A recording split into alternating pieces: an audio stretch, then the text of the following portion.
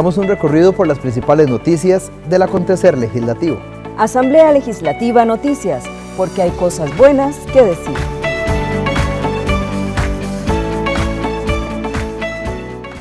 Bienvenidos a Asamblea Legislativa Noticias. Estos son nuestros titulares. Diputados reciben informe de investigación sobre ataque cibernético. Comisión de Económicos se prepara para iniciar discusión de eurobonos.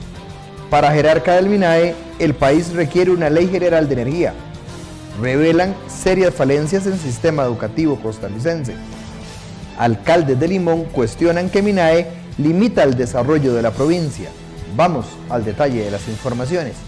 La presidenta del Tribunal Supremo de Elecciones, Eugenia Zamora Chavarría, resaltó que la aplicación de la ley para prevenir, atender, sancionar y erradicar la violencia contra las mujeres en la política, aprobada recientemente, es un compromiso con los derechos políticos de las mujeres en el país. Así lo manifestó en el seno de la Comisión Especial de la Mujer, quien compareció para que se refiriera a la aplicación de esa norma y al proyecto de ley para una efectiva incorporación de perspectiva de género en los partidos políticos. El tribunal celebró mucho la aprobación de esta ley, no solamente porque coincide con gran parte de la trayectoria institucional de compromiso con los derechos políticos de las mujeres, sino que también tuvimos el honor, Andrei Cambronero fue nuestro representante en la comisión, de manera que tuvimos pues la posibilidad, tanto en el proyecto anterior como en el segundo, que fue el que finalmente quedó como ley, de participar ampliamente en su redacción, en su conceptualización, etcétera. De manera pues que nos sentimos un poquito partícipes, ¿verdad?, de esta ley. Algunas diputadas hicieron varios comentarios y consultas sobre la ley. Por ejemplo, Rocío Alfaro, de la fracción del Frente Amplio, consultó sobre la experiencia que tienen otros países en este tema. Que el camino de la equidad es a veces tortuoso, ¿verdad?, y largo e intenso. Tal vez preguntar un poco me dejó, entre muchas de las cosas que usted explicó, digamos, pero con duda, al respecto de la experiencia que usted señalaba en Bolivia, digamos, con respecto a la ley contra la violencia hacia las mujeres, contra la violencia política. ¿Cuáles han sido las experiencias? ¿Ustedes tienen idea, por ejemplo, con leyes como la mexicana? Conozco, digamos, la situación de Bolivia, ¿verdad? Fue en la constituyente, que es la actual constitución política vigente, donde se introduce la prohibición del acoso político y la violencia política contra las mujeres, precisamente por esos casos que les mencionaba en Alto La Paz, ¿verdad?, que fueron realmente terribles. Por su parte, la diputada Joana Obando, de la fracción del Partido Liberal Progresista, señaló que de una u otra manera ha sufrido violencia política. Bueno, hablo desde mi experiencia propia, no voy a meter en el saco a todas, ¿verdad? He sufrido violencia política de alguna u otra forma, de diversas formas, ¿verdad? No solamente dentro del partido, sino fuera de él, y que evidentemente a veces quieren marginar el papel de la mujer a un papel que lo hemos visto en las vicealcaldesas, que no tiene poder, ¿verdad? Se nos quita el poder político porque no quieren que la mujer asuma un rol de relevancia dentro de la política nacional, porque efectivamente el machismo está impregnado en ello y así hay que reconocerlo, y desde esa perspectiva es la lucha que nosotros tenemos que dar. Las diputadas aprobaron una moción para sesionar de forma extraordinaria el próximo jueves 11 de agosto de 9 de la mañana a 12 de mediodía para recibir en audiencia a representantes de FOPREL y expertos en materia de género. Álvaro Ramos Chávez, presidente ejecutivo de la Caja Costarricense del Seguro Social, y Luis Paulino Mora Lizano, de la Dirección Nacional de Pensiones, se refirieron en la Comisión de Asuntos Sociales al expediente 21.345, Ley de Reforma para la Equidad, Eficiencia y Sostenibilidad de los Regímenes de Pensiones. El jerarca de la Caja Costarricense del Seguro Social se mostró a favor del proyecto de ley, pero pidió delimitar el acceso que tendría la Dirección de Pensiones al programa EDUS, ya que este maneja información sensible de los pacientes. Entonces la apreciación que queremos hacer es que existen típicamente restricciones de acceso a la información contenida en el EDUS. porque es información privada de los pacientes. Entonces aquí la única cautela que pediríamos es tal vez delimitar el tipo de acceso que tendría la DNP al EDUS, porque el EDUS no contiene únicamente la información de la pensión de las personas, sino también información sensible de los pacientes. Luis Paulino Mora apoyó el pedido de revisar el transitorio en el proyecto de ley.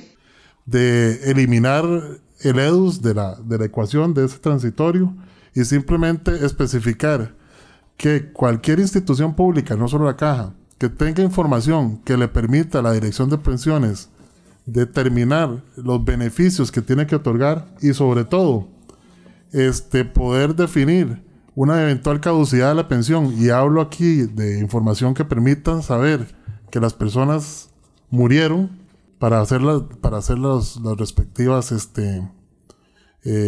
sustracciones de las planillas. Mora Lizano también pidió a los legisladores revisar si políticamente se decide eliminar la pensión de los expresidentes, a lo que debería derogarse la Ley 313, que todavía se encuentra vigente.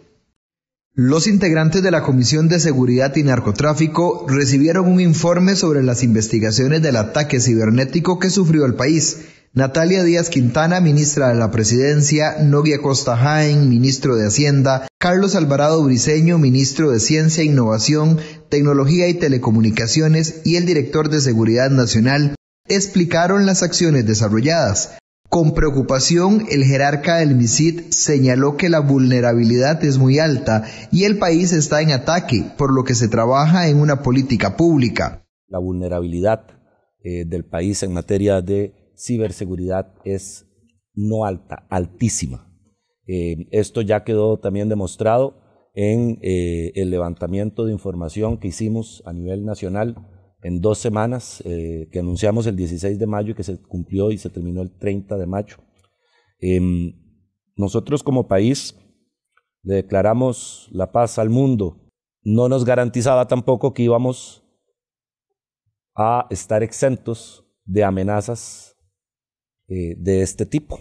La realidad es que el país ha estado bajo ataque de terroristas, criminales y cibernéticos, quienes ya desde la administración pasada perpetraron una serie de ataques que afectaron seriamente a las y los ciudadanos costarricenses. La directora de Gobernanza de dicho ministerio, Paula Brenes Ramírez, indicó que los que atacaron el país no son aficionados. Conti, quien nos atacó, no es un grupo de estudiantes, ¿verdad? Estamos hablando de un grupo muy especializado, que tiene una estructura definida, así como tiene un gerente, una persona de recursos humanos, una planilla, incluso paga comisión a las personas que dicen quiero atacar Costa Rica, y por eso puse ahí, usa un ransomware que se llama as a service. Eso quiere decir, está disponible, y el que lo paga lo puede usar.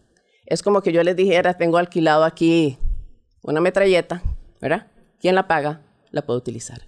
Lo que hay ahí es una serie de códigos y procesos para realizar el ataque. Brenes Ramírez agregó que se trabaja con las universidades públicas y se han colocado programas para identificar virus gracias al apoyo internacional. El ministro de Hacienda defendió que la información de la ciudadanía no fue accesada, pero lamentó los problemas y atrasos que se dieron durante la emergencia. El principal perjudicado en este momento ha sido el usuario, el cliente, quienes pagan los impuestos. Sí es importante aclarar que no se vulneró la información de las personas, de sus declaraciones, porque el Ministerio de Hacienda tiene un sistema de seguridad importante, y es que las declaraciones tienen un número asignado y los nombres de las personas están en otro sistema. Y entonces las declaraciones sí fueron vulneradas, pero no era posible identificar a quién correspondía cada una de esas declaraciones, y por eso es que podemos darle certeza a las personas de que la información de ellos no fue vulnerada. El director de la DIS, Hans Sequeira, reveló que la seguridad nacional se vio vulnerada con estas amenazas en los servidores de gobierno. Sequeira amplió sobre la forma en que los grupos Conti y Hips vulneraron los sistemas del Ministerio de Hacienda y la Caja Costarricense del Seguro Social. ¿Cuál fue la intención con Hacienda y cuál fue la intención con la Caja? ¿Y a qué voy esto con la analogía de un secuestro de información de una persona? El secuestrador lo que quiere es dinero y no siguieron insistiendo por dinero.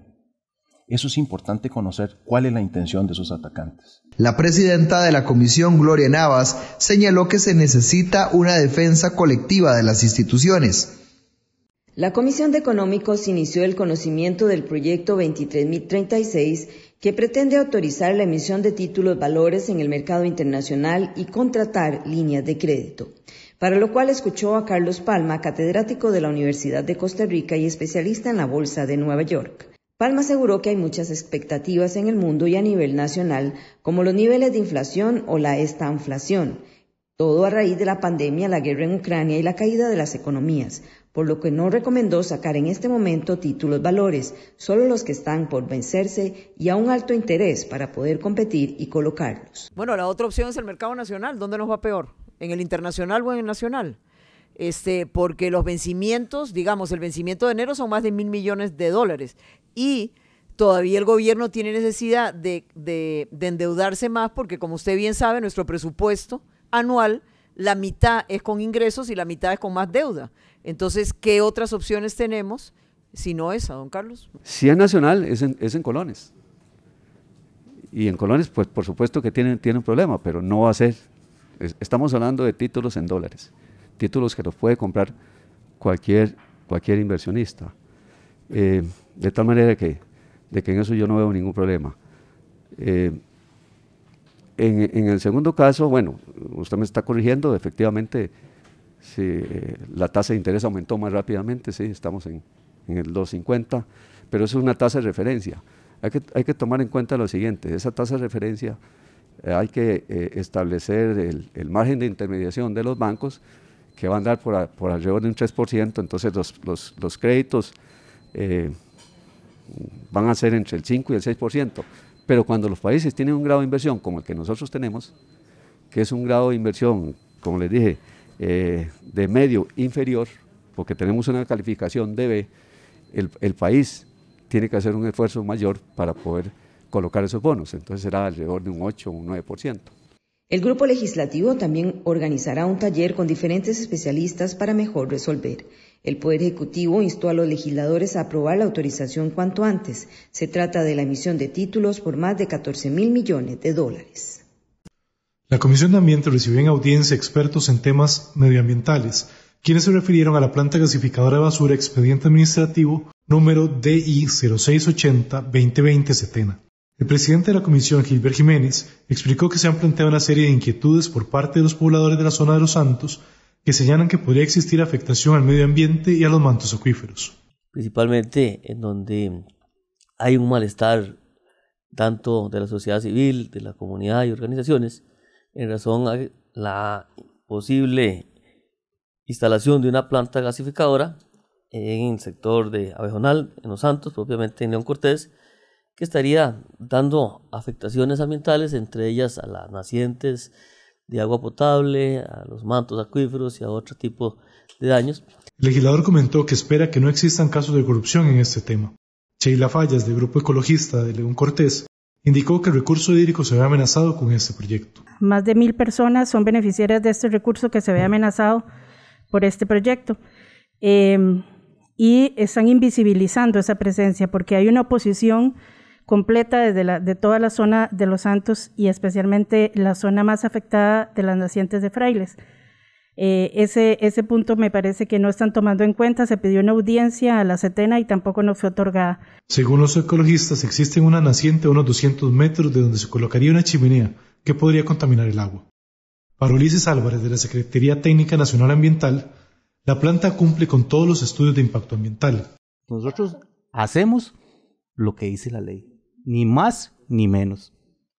Otro punto importante es con respecto a lo de la resolución. Hubo un error material cuando se indicó que no había un opositor y de apersonado. ¿Y por qué hubo un error material? Que fue corregido ligeramente.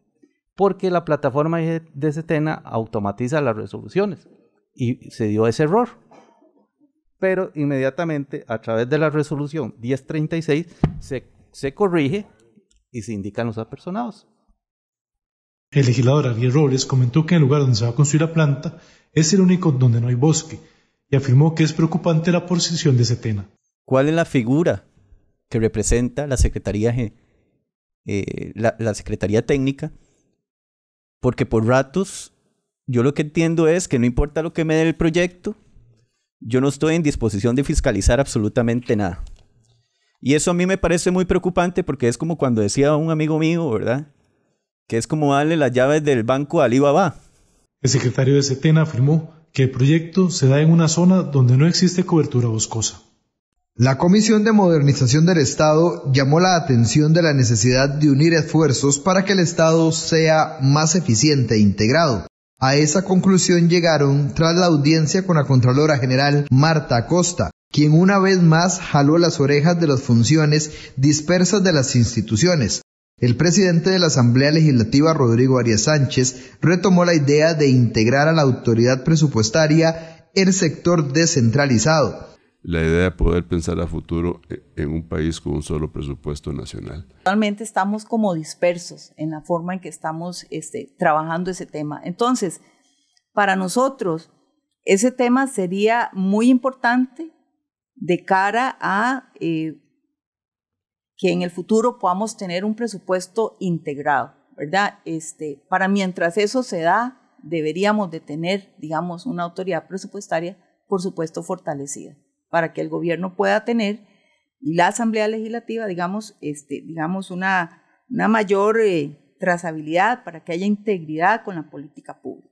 La diputada oficialista Pilar Cisneros aseguró que hay muchos diagnósticos, pero no cómo debe deshacerse el nudo y por dónde empezar. Ya llegó el momento no de hacer un diagnóstico más, con todo respeto, señora Contralora, sino de empezar a atacar los problemas para ver si acaso empezamos a administrar eficientemente el Estado. A mí me parece que esos temas que usted menciona, doña Pilar, de la carretera San Carlos y de todos estos, usted va a poder prevenir en un mejor grado, en un mayor grado, cuando tengamos una gestión financiera integrada y mejor monitoreada. Acosta alertó que para el 2050 seremos 6 millones de habitantes, por lo que hay que ajustar el sistema de educación, la salud y sobre todo el tema de pensiones, donde hay mayor preocupación.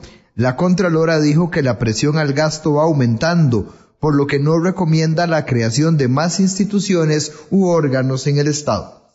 Como una propuesta razonable, catalogó la jueza penal Rosaura Chinchilla el expediente 22.475, reforma de varios artículos del Código Procesal Penal y del Código Penal, para conducir la proporcionalidad de los delitos contra la propiedad y promover la inserción social de las personas infractoras a la ley penal. La iniciativa busca dar razonabilidad a las penas aplicadas por hurtos menores, cometidos sobre bienes de escaso valor, y que la aplicación de la pena de prisión se concentre en los delitos de mayor gravedad cometidos con violencia. Según la experta, se debe precisar algunos temas de lenguaje, pero es una propuesta razonable. La propuesta con este proyecto, en términos generales, salvo la precisión de algunos temas de lenguaje y estos que he indicado, es una propuesta, digamos, razonable conforme a la política criminal que ha tenido el país a lo largo de su historia. La jurista también se refirió en la Comisión de Asuntos Jurídicos al expediente 22.816, ley que castiga el robo, la recepción de cable, dispositivos de seguridad de acueductos, señales de tránsito, líneas férreas, y señaló que no se justifica la proporcionalidad de las sanciones. La iniciativa establece que al que se apodere legítimamente de una cosa mueble será reprimido con prisión de 6 meses a 3 años, cuando la sustracción fuere cometida con fuerza y su cuantía no exceda 3 veces el salario base.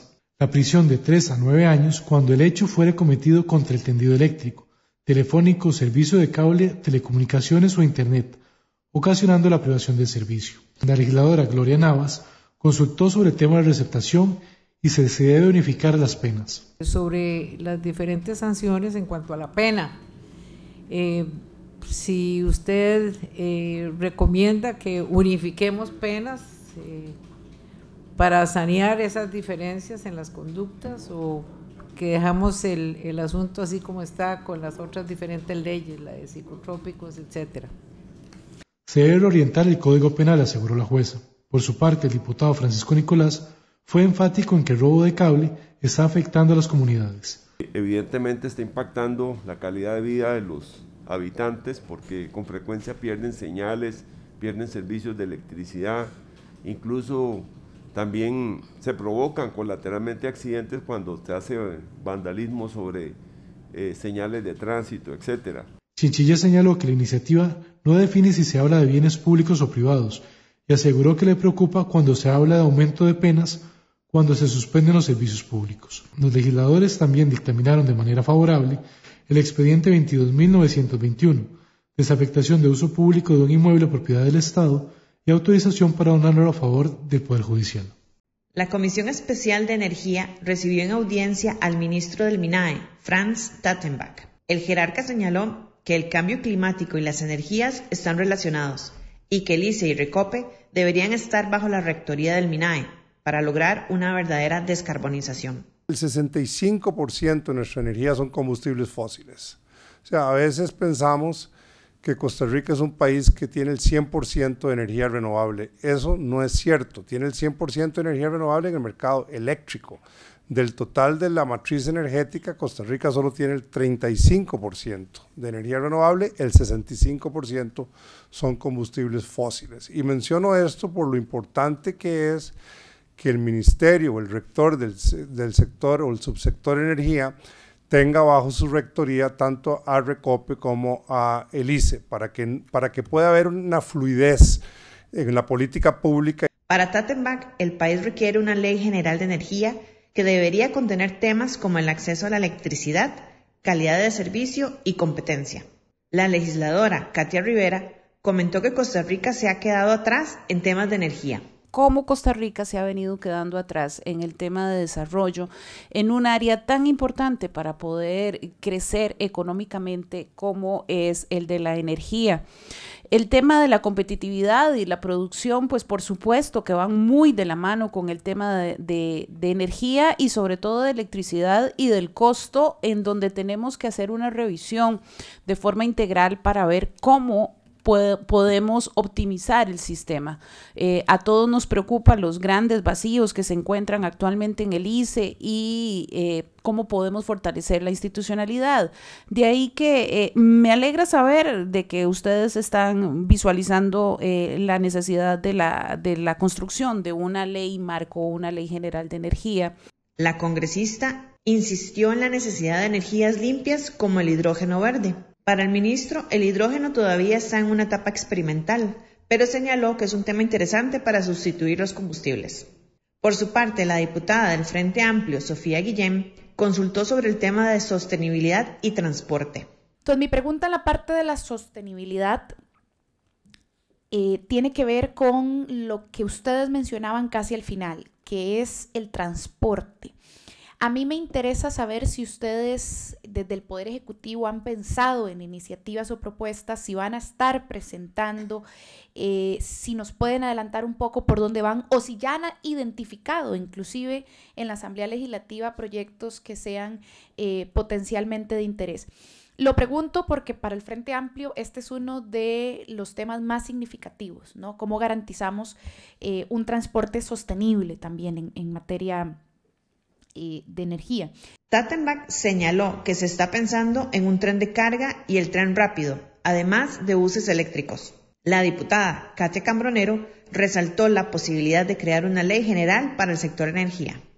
El informe del Estado de la Educación 2021 reveló serias falencias en el sistema educativo costarricense. Isabel Román Vega, coordinadora del estudio, explicó a los legisladores que conforman la Comisión Especial de Educación que el apagón educativo ha tenido incidencia en toda una generación de estudiantes. Estamos atravesando, el sistema educativo atraviesa una grave crisis, ¿verdad?, que constituye una emergencia nacional y esta crisis es el duro golpe. Digamos, es un duro golpe que es producto de los rezagos históricos que venimos acumulando, es producto de los efectos provocados por la pandemia y el apagón educativo y las rigideces del sistema, ¿verdad? Y estamos frente a la peor crisis de los últimos 40 años. La experta aseguró que estamos en la peor crisis de los últimos 40 años. Según el estudio, se presentan serios problemas de infraestructura. Cerca de 800 centros educativos tienen orden sanitario. También se presentan dificultades en cuanto a la calidad de los docentes. donde se dan falencias en las carreras que imparten las universidades que no están acreditadas. Además, la falta de evaluación educativa mediante pruebas nacionales en los últimos años dificulta el seguimiento de la trayectoria académica de la población estudiantil. Los problemas de conectividad quedaron evidenciados con la pandemia, incrementando las brechas entre los estudiantes, generando mayor exclusión educativa. El 40% de los estudiantes no tuvieron acceso a conectividad. La presidenta de la comisión, la diputada Sonia Rojas, aseguró que es una emergencia lo que enfrenta el país. Es una emergencia nacional, es una emergencia. A mí me preocupa que estos informes se han venido dando, siempre se han venido y nos indican, ustedes nos indican a través de estos informes qué es lo que ha venido sucediendo. Lo que yo no entiendo es por qué si después de que tenemos un informe del estado de la educación, seguimos en declive con la educación. Vega afirmó que el país requiere políticas de Estado en materia de educación. El legislador Lelivo Jorges señaló que el informe se queda corto. Se queda corta, doña Isabel. Doña Isabel nos dice que apenas el 8% de la educación, apenas el 8% de la población costarricense tiene una educación completa al tener un horario ampliado. Aún así, las escuelas de horario ampliado apenas reciben 5 lecciones de inglés a la semana. Los colegios técnicos especializados en inglés, en vez de tener 12 lecciones en los colegios técnicos, tienen 24 lecciones a la semana, y eso es lo que hace que puedan aprender inglés perfectamente. Por su parte, el diputado Jorge Rojas consultó si Costa Rica se podría implementar el currículum completo en todas las escuelas. O sea, no podríamos nosotros pensar, y ahí yo quiero que usted me exprese su criterio, de que todas las escuelas del país deberían tener un currículum completo. Aquí estamos hablando, por ejemplo, de escuelas unidocentes, que es lo más bajo, a escuelas categoría 5, y le cuento que yo trabajé en todas. Las escuelas unidocentes trabajan con 40 lecciones, 28 básicas, 2 de lengua extranjera y 10 complementarias que no lo son, sino que es un currículum creativo, un círculo creativo, donde solamente son actividades esporádicas o sin contenido específico y no hay proceso. En el país no pueden existir estudiantes de categoría A, B o C, aseguró la coordinadora del estudio sobre el estado de la educación. Durante la primera parte de la sesión, los diputados de la Comisión de Sociales recibieron en audiencia a personeros de la Unión Costarricense de Cámaras y Asociaciones del Sector Empresarial Privado, UCAEP. Jorge Luis Araya, director ejecutivo de esta Cámara, manifestó su disconformidad con el proyecto que se encuentra bajo el expediente 20.873, denominado Ley para Prevenir y Sancionar el Acoso Laboral en el Sector Público y Privado, indicando que su redacción es ambigua y que podría causar inseguridad jurídica. No estamos en contra de la regulación del acoso. El problema, y don Marco va a hacer énfasis en eso, es cómo lo definimos, ¿verdad? Incluso estamos dispuestos a sentarnos, a trabajar en un grupo técnico, ayudarles a ustedes, a sus asesores y aportarles, y que podamos construir en conjunto un texto que clarifique este tipo de dudas, que realmente como está hoy dictaminado, y lo que estamos viendo es que esto no abona a la certeza jurídica y que más bien va a poner a las empresas en una espiral de atenciones de otras cosas, ¿verdad? Pensando que solo el 3,5% de las empresas de este país son empresas grandes que tienen departamentos de recursos humanos, que tienen normativa específica y demás. Y las pymes, lamentablemente, muchas de ellas no carecen de herramientas para atender este tipo de cuestiones. Entonces, yo sí quería dejarlo muy claro, no estamos en contra de la regulación del acoso, estamos en contra de este proyecto de ley como está redactado en este momento. Ante el rechazo de esta iniciativa, manifestaron estar anuentes a participar en la redacción de otro proyecto o bien en las mejoras del mismo. Y nos ofrecemos como UCAEP a aportar técnicamente en una mesa de trabajo en el plazo que ustedes consideren oportuno con sus asesores y demás, para que podamos construir algo que realmente más bien abone a la certeza jurídica de las empresas, pensando en la asimetría que existe en el parque empresarial costarricense. Por su parte, la presidenta de la comisión, Andrea Álvarez Marín, indicó que era vital avanzar en la regulación contra el acoso, tanto para las personas que lo sufren como por salud mental. Yo sí creo que, al igual que ustedes, que el país tiene que moverse en una legislación de acoso laboral, pero la realidad de las MIPYMES sí nos llama a pues que sea una ley aplicable. La diputada Frente Amplista, Priscila Vindas, enfatizó que en Costa Rica sí existe acoso laboral y que hay que buscar la forma de avanzar con esta ley. Creo que como Comisión de Asuntos Sociales no podemos darle un mensaje tan escueto y, disculpen la palabra, pero cobarde, de decir a la población costarricense de que no vamos a regular y que no vamos a cuidar sus derechos laborales. Durante la segunda parte, recibieron en audiencia al ministro de Hacienda, Nogui Acosta, para ampliar criterios sobre el expediente 21.824, ley para derogar los regímenes de pensiones complementarias especiales. ¿Cuál es el problema que tiene estos regímenes? Que se han generado una discusión respecto a la igualdad en el tema de las pensiones para cada uno de los grupos. Esta iniciativa establece dos elementos muy importantes. Una, que se respeten los derechos adquiridos, y la otra es prever un mecanismo de fácil liquidación de los fondos. Diputados de la Comisión Caribe recibieron en audiencia a los alcaldes de los cantones de Limón, Talamanca, Matina y Siquirres para referirse al manejo del área de conservación La Amistad Caribe.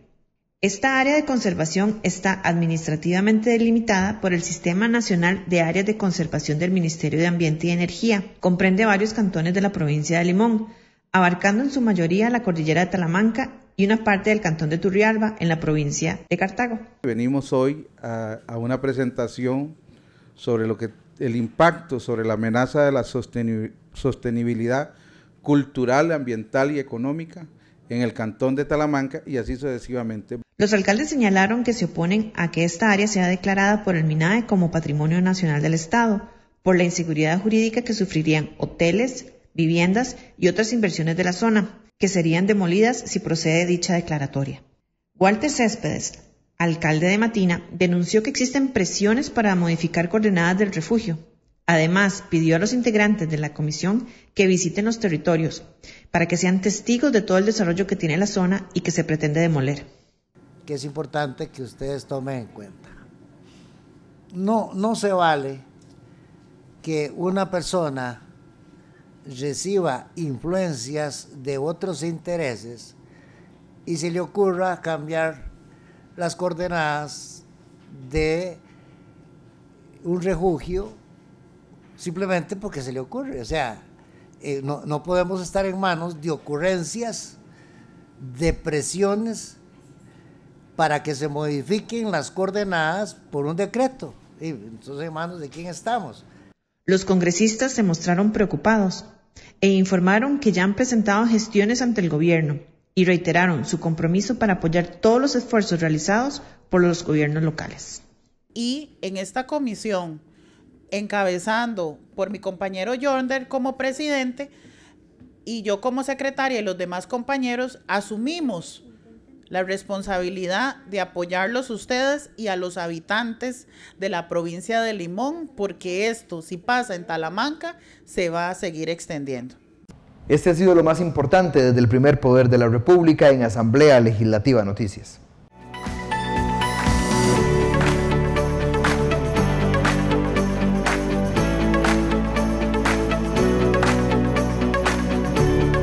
Este ha sido un resumen de lo más importante del primer poder de la República. Asamblea Legislativa Noticias, porque hay cosas buenas que decir.